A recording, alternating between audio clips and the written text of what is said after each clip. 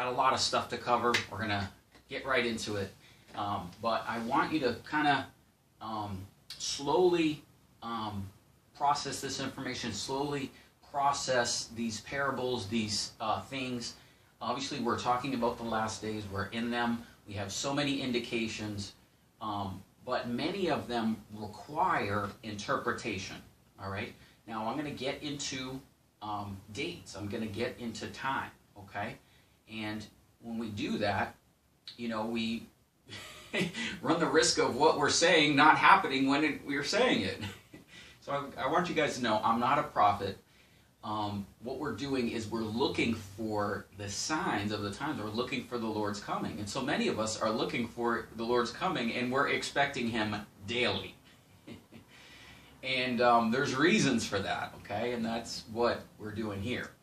So at the time I'm doing this, guys, this message, you know, we're in the year 2015. We have Isaac Newton's, you know, description and prediction of the 7 weeks coming up September 2015. What does that mean? We have blood moons going on. What does that mean? These things require interpretation.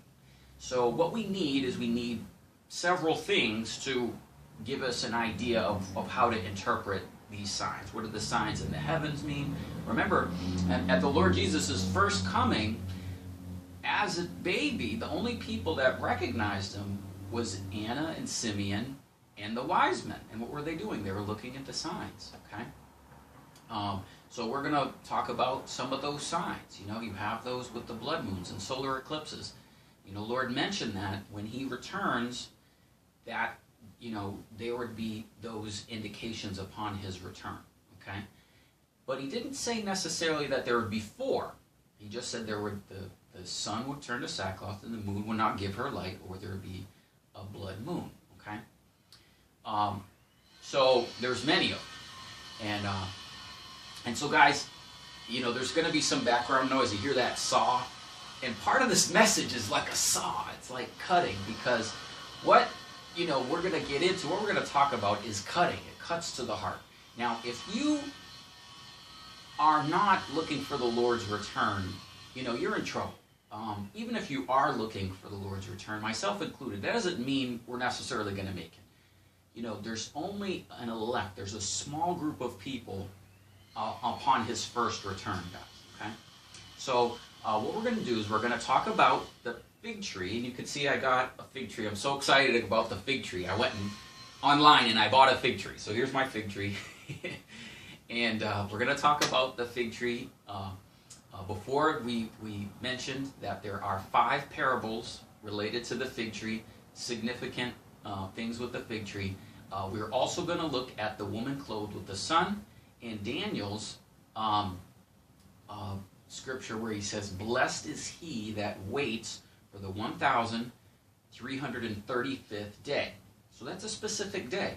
So what we're doing is we're trying to piece together these things to say, what does all this mean? Okay? And so what we're doing is try and put some grid, some interpretation around some of these events, okay, guys? So many of these events are drawing attention to, like, oh, something big is going to happen. And normally with end times, people say, well, it's the rapture.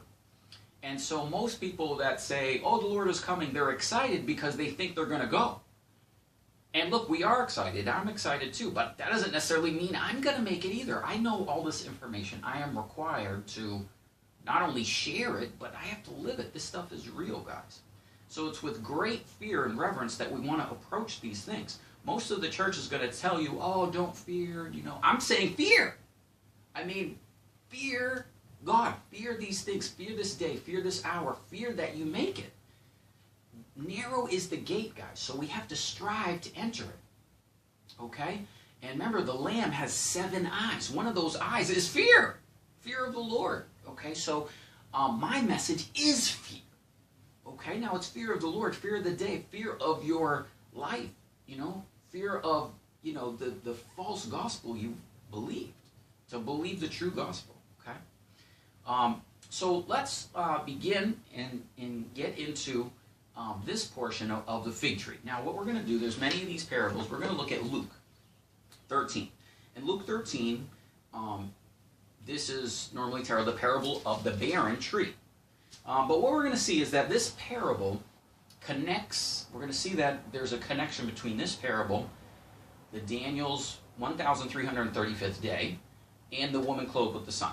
All right, so let's get into it. So Luke 13, verse 6, and he said, spoke this parable, a certain had a fig tree planted in his vineyard, and he came and sought fruit therein, and found none. Okay, so let's consider the fig tree. And the fig tree bears fruit twice a year.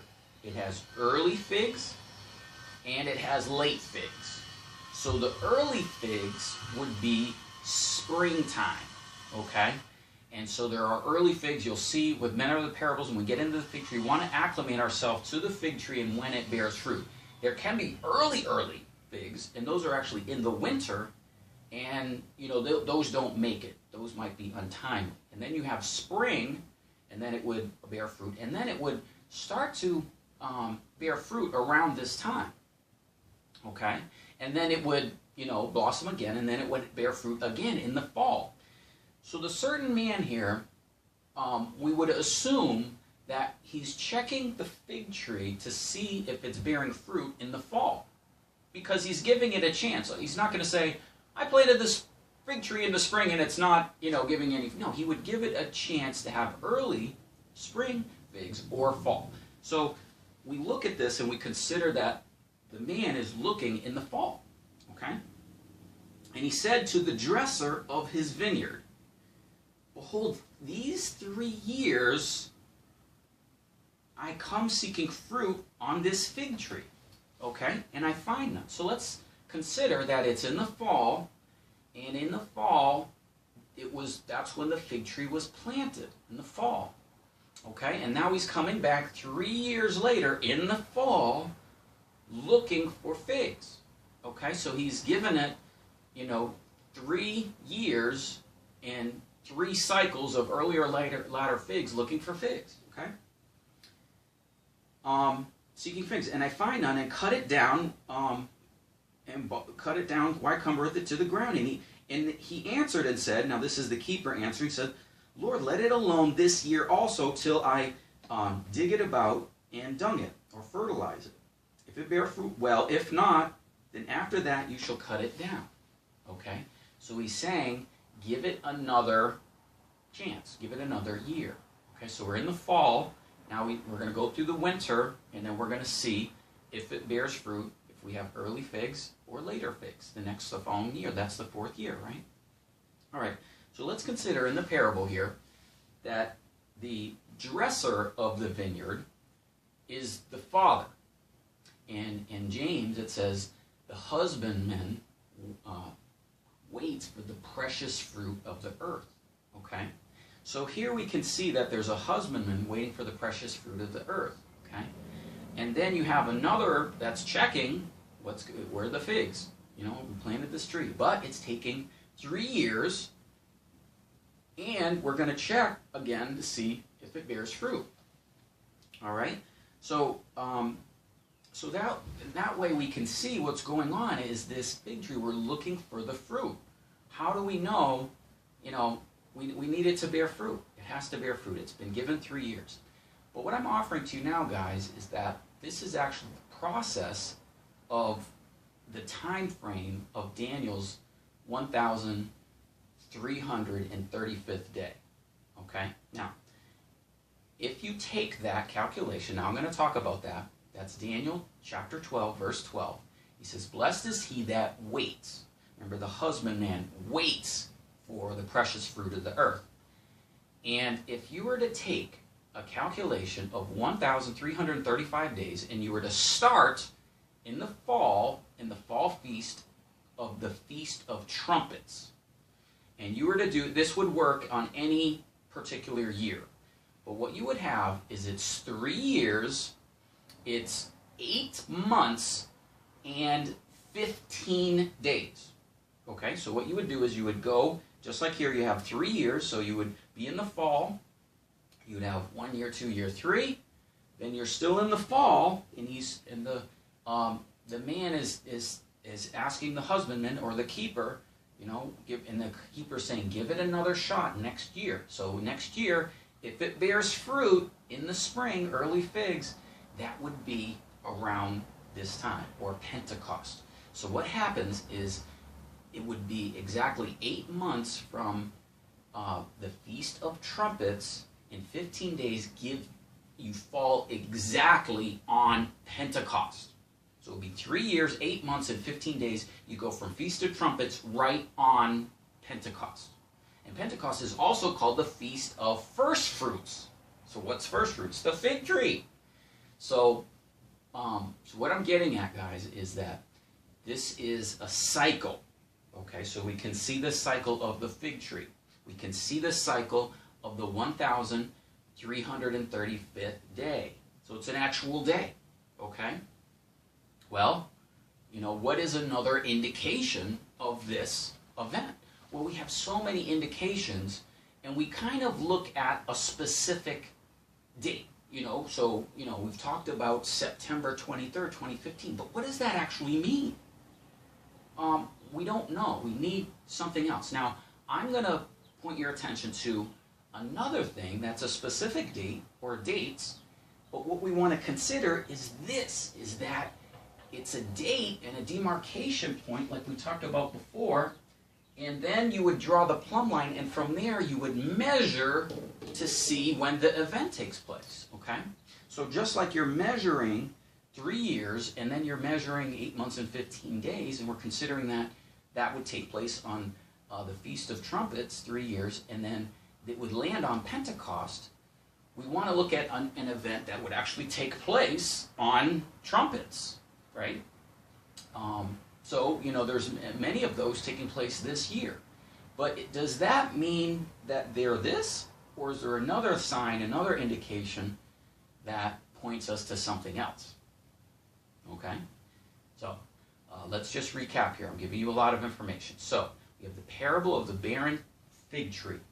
Okay? He looks 3 years, and then for late figs, and then he's going to come back in the spring, and he's going to look for figs again. Now, he's going to give it that whole year, but he's really going to be looking in the spring. Right? Okay. Then we have Daniel's 1,335 days. So we have Feast of Trumpets, and if you go 3 years, 8 months, and 15 days, you come right on Pentecost. Okay? Now, what is our line in the sand or demarcation point that points to something significant in the Feast of Trumpets, and then sometime later? Okay? Well, basically, if you followed us along here, you'll notice that we discuss the fact that there are two people groups. We have an elect people, and we have a great multitude. All right?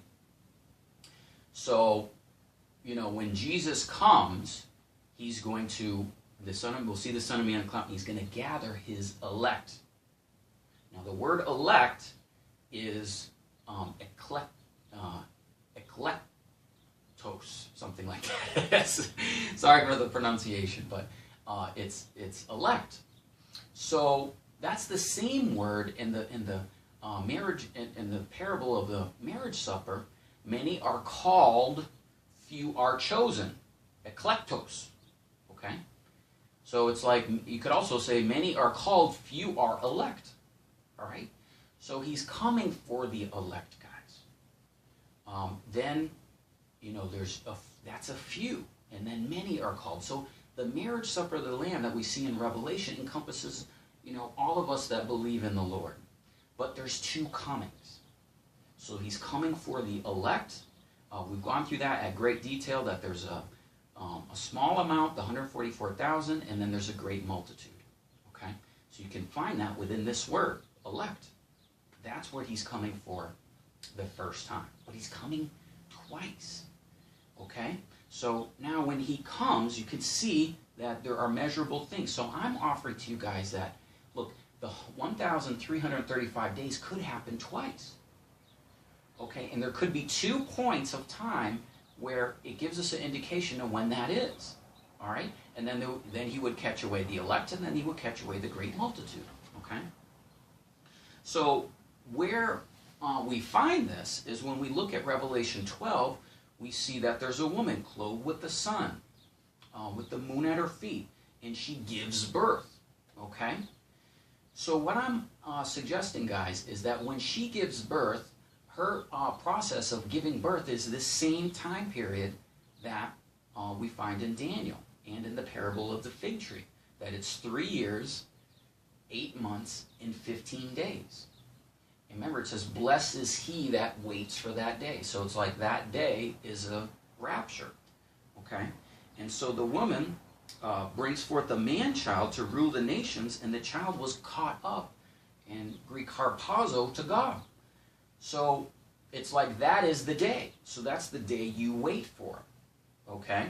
That's the day you wait for. That's the catching away of the man-child. So what I'm saying is that she actually births 2 man-children.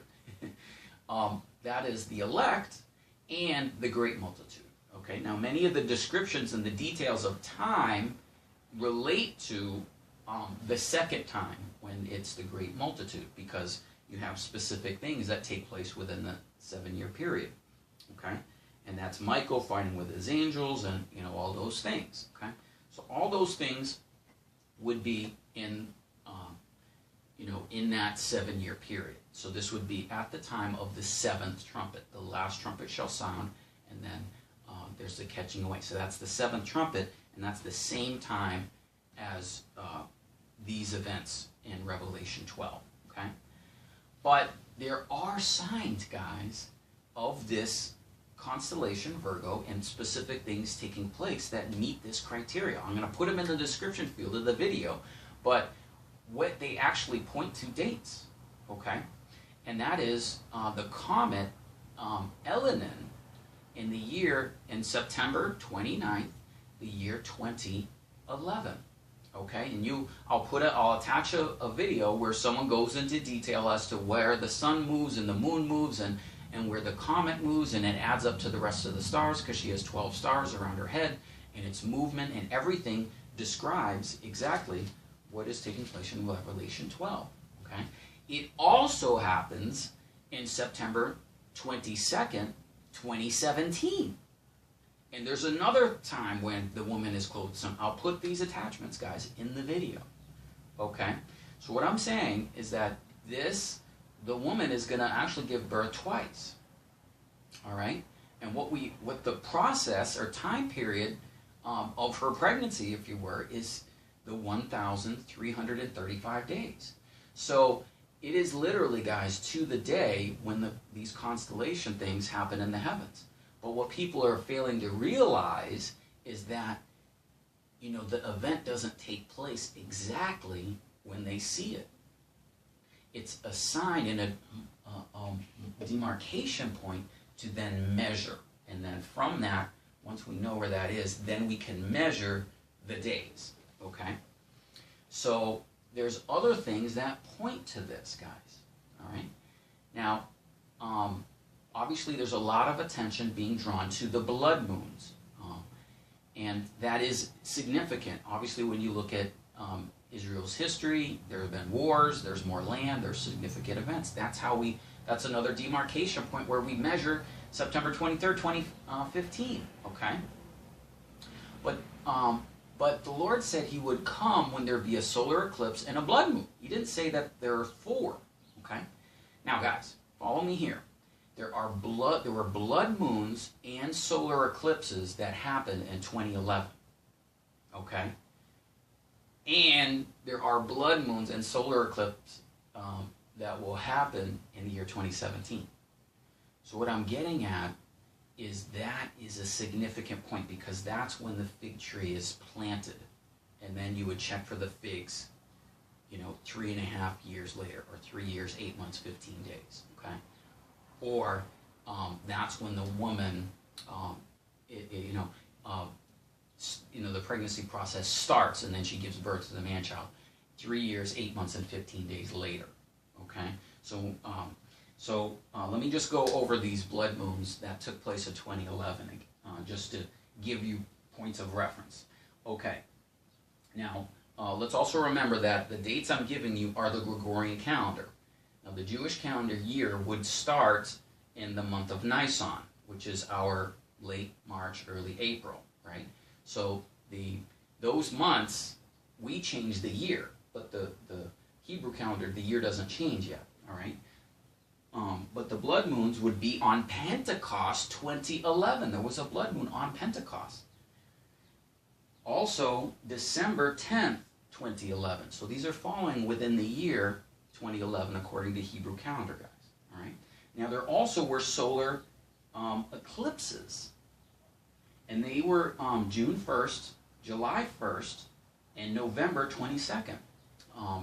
Either full or partial solar eclipses, all appearing in 2011. Okay.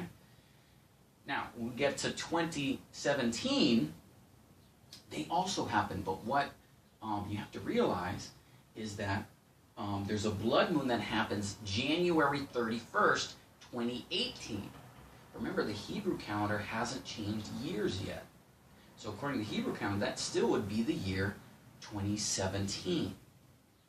Also, February 15th, 2018, there is a solar eclipse. Okay? But again, that's February. The Hebrew calendar has not changed years until we get to April. Okay? So here we have blood moons and solar eclipses happening in 2011 and 2017. And I'm not sophisticated enough with Stellarium and the software. I'm just going to give you attachments to this video in the description field that you guys gotta watch, because these guys are better at this stuff and they show you everything. And they show you what happened with the comet Elenin in 2011. They show you the woman clothed with the sun coming in the year 2017. Okay? So what we're doing, guys, is we're trying to come to grips with an interpretation of all this information. Okay? Is 2015 a significant year? Yes. Maybe it's significant because of this, that there's 1,335 days from the time the woman was clothed with the sun in 2011, which brings us right to Pentecost 2015. So if you calculate the dates from 2011, you come to May 25th, 2015. That is the Feast of Pentecost, guys. So that's why we're saying the Lord is coming. Now, if nothing happens during that day, nothing happens. This is what we're trying to do is interpret the signs. I'm not saying he has to come. He says no man knows the day or the hour. I'm not saying it's this exact day or its exact hour. I'm saying that those of us that are watching, we're expecting something to happen. And I'm giving you reason to believe that, yes, we expect something to happen, okay? But again, I'm not a prophet, so I'm not saying this is when the Lord is coming. I'm just saying we need to get ready, and we need to take this stuff fearfully and dreadfully, okay? So, so again, what we're looking at, guys, we're looking at the fig tree. We're looking at the parable where it took 3 years, at least 3 years, and then it took another year, and then we're saying that that would be checked for figs in the spring of the following year. That would come also with the 1,335 days of Daniel, and that you would measure Feast of Trumpets, 3 years to the day you come on Pentecost. Okay, so 2011 brings us right to Pentecost 2015. And we're looking at the point that is a sign in the heavens. To interpret the signs is the woman clothed with the sun is the point, the beginning point of when we check 1,335 days later. Okay. Now, if you also pick up on what I'm saying, you'll realize that what I'm saying is it's quite possible that that sign coming up in 2017 is actually the day the tribulation starts, the 7-year tribulation. And then that same day it starts is the same day that, the woman becomes pregnant, and then she gives birth 3.5 years later in the tribulation for the great multitude. Okay? I am saying that at this point, looking at the woman clothed with the sun. It's happened twice. It also happened the time Jesus was born. Okay? And there were blood moons and solar eclipses around that time as well that are indications to when he was born. So what we're trying to do is put all this information together to see. I mean, the wise men knew where to find the Lord through this you know. So we should know how to find the Lord too, guys, okay? So we want to be watching in these times. We want to be ready for when he returns. Is he returning for us? I mean, there's only a certain number of seats on the boat. So we want to repent. We want to ask the Lord, you know, what am I doing that's not pleasing in your sight, God? Show me. And we want to get ready. We want to get our house in order. This is serious stuff, guys. Because most of the messages are end times, everyone says, oh yeah, I'm good. You know, Lord's coming. He's coming for me. I hope he comes for me. I hope he comes for you. You know, that's why I'm doing all this. But I also know I'm accountable. So, you know, I have to share this stuff and warn you. Otherwise, there's blood on my hands. And maybe the blood on my hands is the one thing that prohibits me from the Lord coming for me. So that's why I feel obligated to do this. So it's a fearful message, guys, because no one is really, you know, considering the fact that the Lord is coming and not coming for you or coming for a great multitude. The great multitude, guys, is in the tribulation. Okay? So anyway, we're doing this to get ready. We're doing this to watch. We're watching these things. We're watching these dates, guys. At the time of this video, we have the day that Jesus ascended was the 40th day after first fruits. I believe that's May 14th. And then May 25th coming up. You know, these are all just points that we're watching for his coming, guys. We're watching for his coming.